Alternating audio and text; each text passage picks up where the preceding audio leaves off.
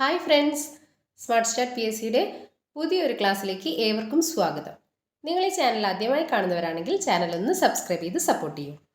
നമ്മൾ ഇന്ന് NCERT ആണ് സ്റ്റാർട്ട് ചെയ്യാൻ പോകുന്നത്. +1 ഇന്ത്യൻ ജോഗ്രഫി, അതിലെ ആദ്യത്തെ ചാപ്റ്റർ ഇന്ത്യ സ്ഥാനം, ഇന്ത്യ ലൊക്കേഷൻ എന്ന പാഠമാണ് നമ്മൾ ഇന്ന് പഠിക്കാൻ പോകുന്നത്. ഇതാണ് +1 ഭൂമിശാസ്ത്രം, ഭൗതിക ഭൂമിശാസ്ത്രം, അടിസ്ഥാന ഘടകങ്ങൾ, ഇന്ത്യ, ഭൗതിക പരിസ്ഥിതി. ഈ ബുക്കിലുള്ള ചാപ്റ്റേഴ്സാണ് നമ്മൾ പഠിക്കുന്നത്. നമ്മുടെ സിലബസ് വെച്ചിട്ട് ഏതൊക്കെ ചാപ്റ്റേഴ്സാണോ നമുക്ക് എക്സാമിന് വരുന്നത് അത്രയും ഭാഗങ്ങൾ നമുക്ക് പഠിക്കാം. നമുക്ക് ഭൂമിയുടെ ഉള്ളറ വരുന്നുണ്ട്, അതുപോലെ ധാതുക്കളും ശിലകളും, ഭൂരൂപങ്ങളും പരിണാമവും, അന്തരീക്ഷം പഠിക്കാനുണ്ട്, അതുപോലെ സമുദ്രചലനങ്ങൾ പഠിക്കാനുണ്ട്, ഇന്ത്യ സ്ഥാനം, ഘടനവും ഭൂപ്രകൃതിയും പഠിക്കാനുണ്ട്, നീരൊഴുക്ക് വ്യൂഹമുണ്ട്, കാലാവസ്ഥ, നൈസർഗിക സസ്യജാലങ്ങൾ, മണ്ണ്, പ്രകൃതിക്ഷോഭവും പ്രകൃതി ദുരന്തവും, ഇങ്ങനെ പാർട്ട് 1ഉം പാർട്ട് 2 ആയിട്ടാണ് നമുക്ക് പഠിക്കാനുള്ളത്. അപ്പോൾ നമ്മുടെ സിലബസിൽ ഏതൊക്കെയാണോ ഭാഗങ്ങൾ വരുന്നത് അതൊക്കെ നമുക്ക് പഠിക്കാം. അപ്പോൾ ഇന്ന് നമ്മൾ പഠിക്കാൻ പോകുന്നത് ആദ്യത്തെ ചാപ്റ്ററാണ്. ഭാഗം 2 ആദ്യത്തെ ചാപ്റ്ററാണ് ഇന്ത്യ ലൊക്കേഷൻ, ഇന്ത്യ സ്ഥാനം എന്ന് പറഞ്ഞിട്ടുള്ള ചാപ്റ്ററാണ് നമ്മൾ പഠിക്കാൻ പോകുന്നത്. ഇത് ചെറിയൊരു ചാപ്റ്ററാണ്, നമുക്ക് പെട്ടെന്ന് പഠിക്കാം. ഈ ചാപ്റ്ററിൽ ആദ്യം തന്നെ പറയുന്നത് ഇന്ത്യയുടെ സ്ഥാനമാണ്. ഇന്ത്യ വടക്ക് കാശ്മീർ മുതൽ തെക്ക് കന്യാകുമാരി വരെയും കിഴക്ക് അരുണാചൽ പ്രദേശ് മുതൽ പടിഞ്ഞാറ് ഗുജറാത്ത് വരെയുമാണ് വ്യാപിച്ചു കിടക്കുന്നത്. ഇന്ത്യയുടെ സ്ഥാനമാണ് പറഞ്ഞത്. എന്താ പറഞ്ഞത്? വടക്ക് കാശ്മീർ മുതൽ തെക്ക് കന്യാകുമാരി വരെയും കിഴക്കാണെങ്കിൽ അരുണാചൽ പ്രദേശ് മുതൽ പടിഞ്ഞാറ് ഗുജറാത്ത് വരെയാണ് വ്യാപിച്ചു കിടക്കുന്നത്. ഇന്ത്യയുടെ രാജ്യാതിർത്തി പറയുകയാണെങ്കിൽ ഇന്ത്യയുടെ രാജ്യാതിർത്തി കടൽ തീരത്ത് നിന്ന് 12 നോട്ടിക്കൽ മൈൽ കടലിലേക്ക് വീണ്ടും വ്യാപിച്ചു കിടക്കുന്നു. അപ്പോൾ 12 നോട്ടിക്കൽ മൈൽ എന്ന് പറഞ്ഞാൽ ഏകദേശം എത്ര വരും? 21.9 കിലോമീറ്റർ ആണ് 12 നോട്ടിക്കൽ മൈൽ എന്ന് പറയുന്നത്. ഇന്ത്യയുടെ രാജ്യാതിർത്തി കണക്കാക്കുമ്പോൾ കടൽ തീരത്ത് നിന്ന് 12 നോട്ടിക്കൽ മൈൽ, അതായത് 21.9 കിലോമീറ്റർ കടലിലേക്ക് വ്യാപിച്ചു കിടക്കുന്നുണ്ട്. ഇന്ത്യയുടെ തെക്കൻ അതിർത്തി ബംഗാൾ ഉൾക്കടലിൽ 6 ഡിഗ്രി 4 മിനിറ്റ് ഉത്തര അക്ഷാംശം വരെയും നീണ്ടു കിടക്കുന്നുണ്ട്. ഇതാണ് ഇന്ത്യയുടെ സ്ഥാനം പറയുന്നത്. അപ്പോൾ എന്താ പറഞ്ഞത്? ഇന്ത്യയുടെ സ്ഥാനം എങ്ങനെയാ പറഞ്ഞത്? വടക്ക് കാശ്മീർ മുതൽ തെക്ക് കന്യാകുമാരി വരെയും കിഴക്ക് അരുണാചൽ പ്രദേശ് മുതൽ പടിഞ്ഞാറ് ഗുജറാത്ത് വരെയാണ് വ്യാപിച്ചു കിടക്കുന്നത്. അതുപോലെ ഇന്ത്യയുടെ രാജ്യാതിർത്തി പറയുകയാണെങ്കിൽ കടൽ തീരത്ത് നിന്ന് 12 നോട്ടിക്കൽ മൈൽ, അതായത് 21.9 കിലോമീറ്റർ കടലിലേക്ക് വ്യാപിച്ചു കിടക്കുന്നുണ്ട്. ഇന്ത്യയുടെ തെക്കൻ അതിർത്തിയെ ബംഗാൾ ഉൾക്കടലിൽ 6 ഡിഗ്രി 4 മിനിറ്റ് ഉത്തര അക്ഷാംശം വരെയും നീണ്ടു കിടക്കുന്നുണ്ട്. അടുത്ത് നോക്കാം. ഒരു സ്റ്റാറ്റ്യൂട്ട് മൈൽ എന്ന് പറഞ്ഞാൽ ഏകദേശം 1.6 കിലോമീറ്റർ ആണ്. ഒരു നോട്ടിക്കൽ മൈൽ എന്ന് പറഞ്ഞാൽ ഏകദേശം 1.8 കിലോമീറ്റർ ആണ്. എന്താ നമ്മൾ പറഞ്ഞത്? ഒരു സ്റ്റാറ്റ്യൂട്ട് മൈൽ എന്ന് പറഞ്ഞാൽ ഏകദേശം 1.6 കിലോമീറ്ററും ഒരു നോട്ടിക്കൽ മൈൽ എന്ന് പറഞ്ഞാൽ ഏകദേശം 1.8 കിലോമീറ്ററുമാണ്. ഇനി പഠിക്കാനുള്ളത് ഇന്ത്യയുടെ അക്ഷാംശീയ രേഖാംശീയ വ്യാപ്തിയാണ്. ഇന്ത്യയുടെ അക്ഷാംശീയ വ്യാപ്തിയും രേഖാംശീയ വ്യാപ്തിയും ഏകദേശം എത്രയുണ്ട്? 30 ഡിഗ്രിയാണ്. അക്ഷാംശീയ വ്യാപ്തിയും രേഖാംശീയ വ്യാപ്തിയും ഏകദേശം 30 ഡിഗ്രിയാണ്. അതേസമയം വടക്കേ അറ്റം മുതൽ തെക്കേ അറ്റം വരെയുള്ള ഇന്ത്യയുടെ ദൂരം എത്ര കിലോമീറ്റർ ഉണ്ട്? 3214 കിലോമീറ്ററും കിഴക്ക് മുതൽ പടിഞ്ഞാറ് വരെയുള്ള ദൂരം 2933 കിലോമീറ്റർ ആണെന്നാണ് പറയുന്നത്. അപ്പം നമ്മൾ പറഞ്ഞത് ഇവിടെയൊന്ന് ശ്രദ്ധിക്കണം. ഇന്ത്യയുടെ അക്ഷാംശീയ വ്യാപ്തിയും രേഖാംശീയ വ്യാപ്തിയും ഏകദേശം 30 ഡിഗ്രിയാണ്. പക്ഷേ കിലോമീറ്ററിൽ വരുമ്പം അതിൽ വ്യത്യാസം വരുന്നുണ്ട്. അതെന്താണെന്ന് പറയാം. വടക്കേ അറ്റം മുതൽ തെക്കേ അറ്റം വരെയുള്ള യഥാർത്ഥ ദൂരം എത്രയാണ് പറഞ്ഞത്? 3213 കിലോമീറ്റർ ആണ്. കിഴക്കേ അറ്റം മുതൽ പടിഞ്ഞാറേ അറ്റം വരെയുള്ള ദൂരം 2933 കിലോമീറ്ററുമാണ്. എന്താണ് ഈ വ്യത്യാസത്തിന് കാരണം എന്നാണ് അടുത്ത പാരഗ്രാഫിൽ പറയുന്നത്. എന്താ വ്യത്യാസം? 2 രേഖാംശ രേഖകൾ തമ്മിലുള്ള അകലം ധ്രുവങ്ങളിലേക്ക് പോകുന്തോറും കുറഞ്ഞു വരുന്നു. ഇതൊക്കെ പ്രസ്താവനയായിട്ട് വരാൻ പറ്റിയതാണ്. അപ്പോൾ ഒന്ന് ശ്രദ്ധിച്ചിട്ട് വായിക്കാം. 2 അക്ഷാംശ രേഖകൾ തമ്മിലുള്ള അകലം എല്ലായിടത്തും ഒരുപോലെയാണ്. ഇതാണ് ഇവ തമ്മിലുള്ള കിലോമീറ്ററിൽ വ്യത്യാസം വരാനുള്ള കാരണം. എന്താ വ്യത്യാസം വരാനുള്ള കാരണം? 2 രേഖാംശ രേഖകൾ തമ്മിലുള്ള അകലം ധ്രുവങ്ങളിലേക്ക് പോകുന്തോറും കുറഞ്ഞു വരുന്നു. പക്ഷേ 2 അക്ഷാംശങ്ങൾ തമ്മിലുള്ള അകലം എല്ലായിടത്തും ഒരുപോലെയാണ്. അതുകൊണ്ടാണ് ഇന്ത്യയുടെ തെക്കേ അറ്റം മുതൽ വടക്കേ അറ്റം വരെയുള്ള ദൂരം 3214 കിലോമീറ്ററും കിഴക്ക് മുതൽ പടിഞ്ഞാറ് വരെയുള്ള ദൂരം 2933 കിലോമീറ്ററുമായി വ്യത്യാസപ്പെടാനുള്ള കാരണം. നമുക്ക് അടുത്ത ഭാഗം പഠിക്കാം. ഇന്ത്യ വൈവിധ്യങ്ങളുടെ രാജ്യം എന്നല്ല അറിയപ്പെടുന്നത്. ഇന്ത്യയിലെ ഭൂരൂപങ്ങൾ, കാലാവസ്ഥ, മണ്ണിനങ്ങൾ, സസ്യജാലങ്ങൾ എന്നിവയിലെല്ലാം എന്ത് കാണാം? വൈവിധ്യം കാണാൻ കഴിയും. ഈ വൈവിധ്യത്തിന് കാരണം എന്താണ്? ഇന്ത്യയുടെ ഈ വൈവിധ്യങ്ങൾക്ക് കാരണം രാജ്യത്തിൻ്റെ സ്ഥാനമാണ്. ഇന്ത്യയുടെ സ്ഥാനമാണ് ഇന്ത്യയിലെ വൈവിധ്യങ്ങൾക്ക് കാരണം. ഇന്ത്യയിലെ ഭൂരൂപങ്ങൾ, കാലാവസ്ഥ, മണ്ണിനങ്ങൾ, സസ്യജാലങ്ങൾ എന്നിവയിലെല്ലാം വൈവിധ്യം ഉണ്ടാകുന്നുണ്ട്. അതിനുള്ള പ്രധാന കാരണം എന്ന് പറയുന്നത് ഇന്ത്യയുടെ സ്ഥാനം തന്നെയാണ്. ഇന്ത്യയുടെ തെക്ക് ഭാഗം ഉഷ്ണമേഖലയിലാണ് സ്ഥിതി ചെയ്യുന്നത്. ഇന്ത്യയുടെ തെക്ക് ഭാഗം എവിടെയാണ് സ്ഥിതി ചെയ്യുന്നത്? ഉഷ്ണമേഖലയിലാണ് സ്ഥിതി ചെയ്യുന്നത്. ഇന്ത്യയുടെ വടക്കു ഭാഗമാണെങ്കിലോ ഉഷ്ണമിതോഷ്ണ മേഖലയിലാണ് സ്ഥിതി ചെയ്യുന്നത്. അപ്പം നമ്മൾ പറഞ്ഞത് ഇന്ത്യയുടെ തെക്ക് ഭാഗം സ്ഥിതി ചെയ്യുന്നത് ഉഷ്ണമേഖലയിലും ഇന്ത്യയുടെ വടക്കു ഭാഗം സ്ഥിതി ചെയ്യുന്നത് ഉഷ്ണമിതോഷ്ണ മേഖലയിലുമാണ്. ഇന്ത്യയിലെ വൈവിധ്യത്തിന് കാരണം എന്താണ്? ഇന്ത്യയുടെ സ്ഥാനം തന്നെയാണ് ഇന്ത്യയുടെ വൈവിധ്യത്തിന് കാരണം.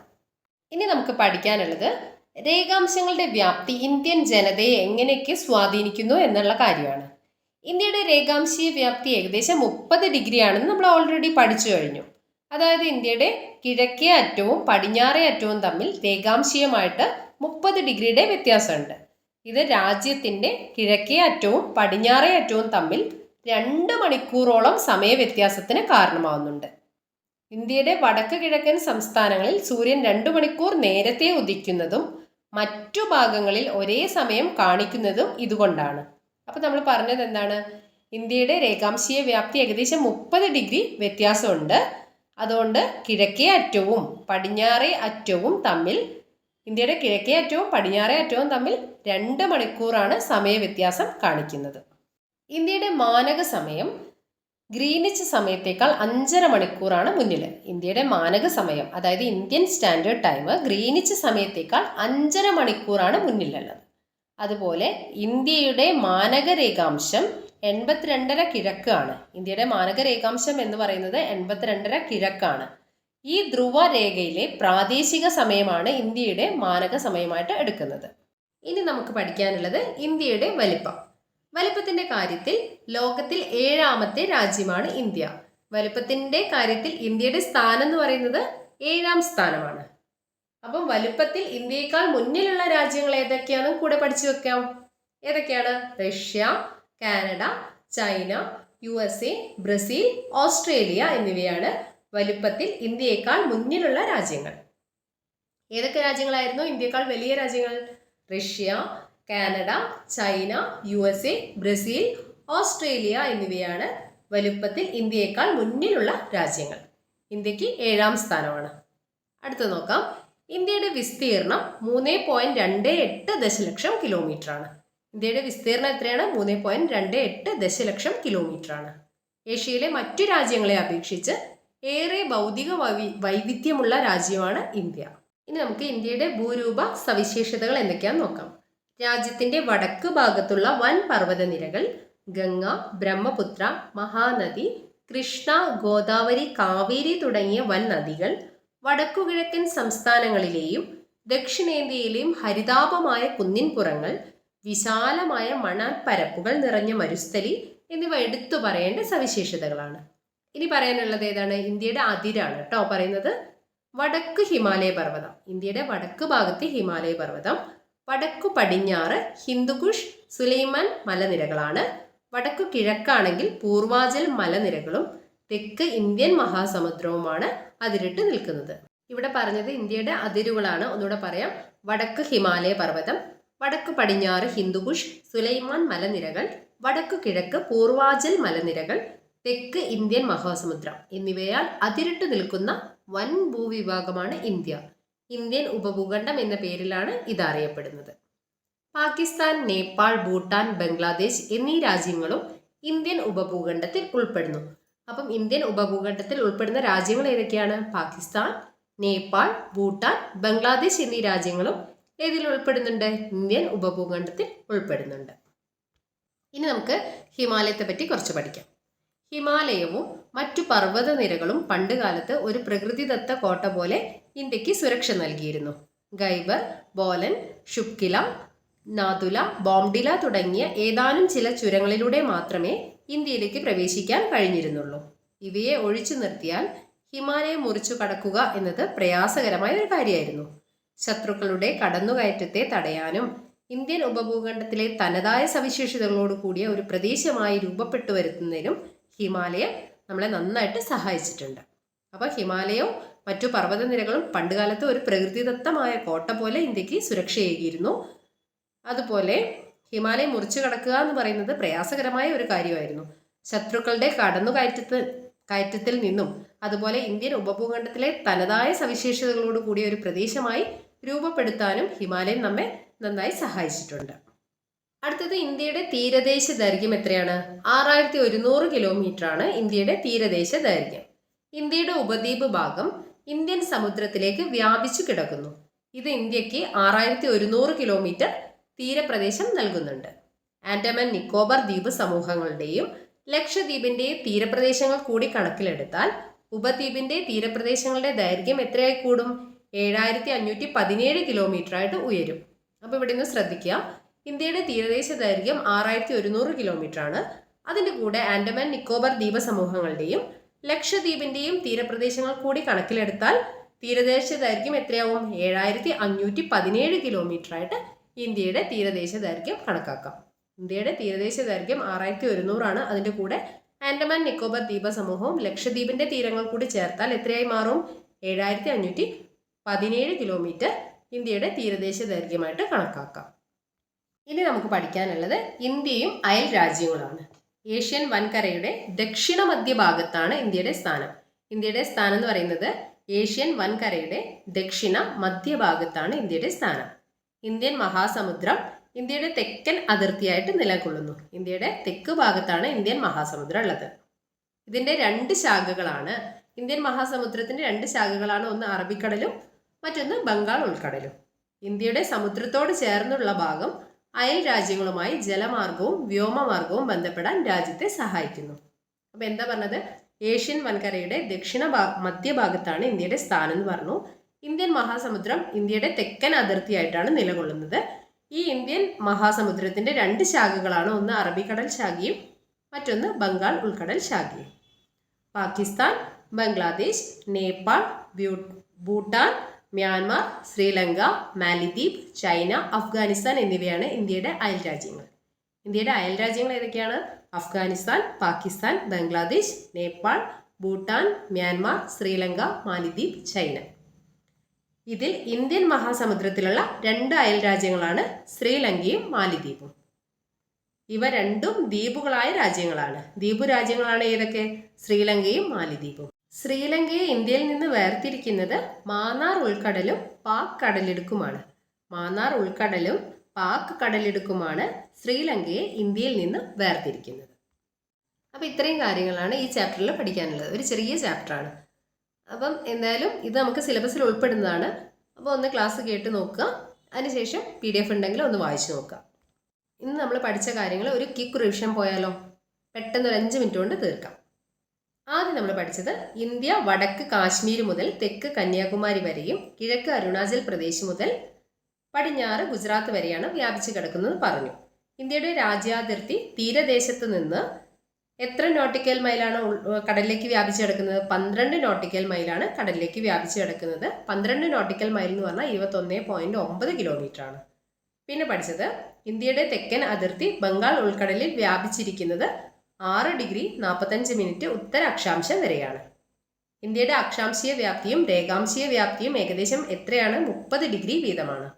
ഇന്ത്യയുടെ വടക്ക് തെക്ക് ദൈർഘ്യം എന്ന് പറയുന്നത് 3214 കിലോമീറ്റർ ആണ്. ഇന്ത്യയുടെ കിഴക്ക് പടിഞ്ഞാറ് ദൈർഘ്യം എന്ന് പറയുന്നത് 2933 കിലോമീറ്ററുമാണ്. 2 രേഖാംശങ്ങൾ തമ്മിലുള്ള അകലം ധ്രുവങ്ങളിലേക്ക് പോകുന്തോറും കുറഞ്ഞു വരുന്നു. 2 അക്ഷാംശങ്ങൾ തമ്മിലുള്ള അകലമാണെങ്കിൽ എല്ലായിടത്തും ഒരുപോലെയാണ്. പിന്നെ നമ്മൾ എന്തായിരുന്നു പഠിച്ചത്? ഇന്ത്യയുടെ അക്ഷാംശ മൂല്യം അനുസരിച്ച് തെക്ക് ഭാഗം സ്ഥിതി ചെയ്യുന്നത് എവിടെയാണ്? ഉഷ്ണമേഖലയിലാണ്. അതുപോലെ ഇന്ത്യയുടെ വടക്ക് ഭാഗം സ്ഥിതി ചെയ്യുന്നത് ഉപോഷ്ണ മേഖല അഥവാ ഉഷ്ണമിതോഷ്ണ മേഖലയിലാണെന്ന് പറഞ്ഞു. ഇന്ത്യയിലെ ഭൂരൂപങ്ങൾ, കാലാവസ്ഥ, മണ്ണിനങ്ങൾ, സ്വാഭാവിക സസ്യജാലങ്ങൾ എന്നിവയിൽ വൈവിധ്യങ്ങൾ ഉണ്ടാകാനുള്ള പ്രധാന കാരണം എന്ന് പറയുന്നത് ഇന്ത്യ വ്യത്യസ്ത അക്ഷാംശീയ മേഖലകളിൽ വ്യാപിച്ചിരിക്കുന്നത് കൊണ്ടാണ്. രേഖാംശീയ മൂല്യങ്ങൾ പ്രകാരം ഇന്ത്യയുടെ കിഴക്ക് പടിഞ്ഞാറ് തമ്മിലുള്ള വ്യത്യാസം എത്രയാണ്? 30 ഡിഗ്രിയാണ്. ഇന്ത്യയുടെ കിഴക്ക് പടിഞ്ഞാറ് അറ്റങ്ങൾ തമ്മിലുള്ള ഏകദേശ സമയ വ്യത്യാസം എന്ന് പറയുന്നത് 2 മണിക്കൂറാണ്. പിന്നെ നമ്മൾ പഠിച്ചത് എന്താണ്? ഇന്ത്യയുടെ മാനക രേഖാംശം 82.5 കിഴക്കാണെന്ന് പഠിച്ചു. മാനക രേഖാംശം അതായത് IST ഗ്രീനിച്ച് മാനക സമയവുമായിട്ടുള്ള വ്യത്യാസം 5 മണിക്കൂർ 30 മിനിറ്റ് മുന്നിലാണ്. പിന്നെ നമ്മൾ പഠിച്ചത് വലിപ്പത്തിന്റെ അടിസ്ഥാനത്തിൽ ലോക രാജ്യങ്ങൾക്കിടയിൽ ഇന്ത്യയുടെ സ്ഥാനം എത്രയാണ്? 7ാം സ്ഥാനമാണ്. ഇന്ത്യയുടെ വിസ്തീർണം എന്ന് പറയുന്നത് 3.28 ദശലക്ഷം കിലോമീറ്റർ ആണ്. പിന്നെ ഇന്ത്യയുടെ പ്രധാനപ്പെട്ട അതിരുകൾ ഏതൊക്കെയാണ് പറഞ്ഞത്? വടക്ക് ഹിമാലയ പർവ്വതം, വടക്ക് പടിഞ്ഞാറ് ഹിന്ദുകുഷ് സുലൈമാൻ മലനിരകൾ, വടക്ക് കിഴക്ക് പൂർവാചൽ മലനിരകളാണ്. അതുപോലെ തെക്ക് ഇന്ത്യൻ മഹാസമുദ്രമാണെന്ന് പറഞ്ഞു. പിന്നെ പറഞ്ഞത് ഇന്ത്യൻ ഉപഭൂഖണ്ഡത്തിന്റെ ഭാഗമായ രാജ്യങ്ങൾ ഏതൊക്കെയാണ്? ഇന്ത്യ, പാകിസ്ഥാൻ, നേപ്പാൾ, ഭൂട്ടാൻ, ബംഗ്ലാദേശ് എന്നിവയാണ്. പിന്നീട് നമ്മൾ തീരദേശ ദൈർഘ്യം പറഞ്ഞു. 6100 കിലോമീറ്റർ ആണ് ഇന്ത്യയുടെ തീരദേശ ദൈർഘ്യം പറഞ്ഞു. ഇന്ത്യൻ ദ്വീപ സമൂഹങ്ങൾ ഉൾപ്പെടെ, അതായത് ആൻഡമാൻ നിക്കോബറും ലക്ഷദ്വീപും ഉൾപ്പെടെ ഇന്ത്യയുടെ ആകെ തീരദേശ ദൈർഘ്യം എത്രയാണ്? 7517 കിലോമീറ്റർ ആണെന്നും പഠിച്ചു. പിന്നെ നമ്മൾ പഠിച്ചത് പിന്നെന്തായിരുന്നു പഠിച്ചത്? ഹിമാലയത്തിൽ സ്ഥിതി ചെയ്യുന്ന പ്രധാനപ്പെട്ട ചുരങ്ങളാണ് ഗൈബർ ചുരം, ഷിപ്കില, നാഥുല, ബോംഡില, ബോലൻ ചുരം. പിന്നെ ഇന്ത്യയും അയൽ രാജ്യങ്ങളും പഠിച്ചില്ലേ? ഇന്ത്യയുടെ അയൽ രാജ്യങ്ങൾ ഏതൊക്കെയാ? അഫ്ഗാനിസ്ഥാൻ, ബംഗ്ലാദേശ്, നേപ്പാൾ, ഭൂട്ടാൻ, മ്യാൻമാർ, ശ്രീലങ്ക, മാലിദ്വീപ്, പാകിസ്ഥാൻ, ചൈന. പിന്നെ നമ്മൾ പഠിച്ചത് ഏഷ്യൻ വൻകരയിൽ ഇന്ത്യയുടെ സ്ഥാനമാണ്. ഏഷ്യൻ വൻകരയിൽ ഇന്ത്യയുടെ സ്ഥാനം എവിടെയാണ്? ദക്ഷിണ മധ്യഭാഗത്തായിട്ടാണ് ഇന്ത്യയുടെ സ്ഥാനം. പിന്നെ നമ്മൾ പഠിച്ചത് ഇന്ത്യൻ മഹാസമുദ്രം ഏഷ്യയുടെ തെക്കൻ അതിരിലാണ് സ്ഥിതി ചെയ്യുന്നതെന്ന് പഠിച്ചു. ഇന്ത്യൻ മഹാസമുദ്രത്തിന്റെ 2 ശാഖകളാണ്. ഒന്ന് ബംഗാൾ ഉൾക്കടലും രണ്ടാമത്തത് അറബിക്കടലും. ഇന്ത്യൻ മഹാസമുദ്രത്തിൽ നിലകൊള്ളുന്ന ഇന്ത്യയുടെ അയൽ രാജ്യങ്ങൾ ഏതൊക്കെയായിരുന്നു? ശ്രീലങ്കയും മാലിദ്വീപും. ഇന്ത്യയെയും ശ്രീലങ്കയെയും വേർതിരിക്കുന്നത് പാക് കടലിടുക്കും ഗൾഫ് ഓഫ് മാന്നാറുമാണ്. അപ്പോൾ ഇത്രയും കാര്യങ്ങളാണ് നമ്മൾ ഈ ചാപ്റ്ററിൽ പഠിച്ചു കഴിഞ്ഞത്. അപ്പോൾ അടുത്ത ചാപ്റ്ററുമായിട്ട് നമുക്ക് അടുത്ത ക്ലാസ്സിൽ കാണാം. അപ്പോൾ വീഡിയോസ് ഇഷ്ടമാകുന്നുണ്ടെങ്കിൽ ലൈക്ക് ചെയ്യാനും കൂട്ടുകാർക്ക് ഷെയർ ചെയ്ത് കൊടുക്കാനും മറക്കരുതേ.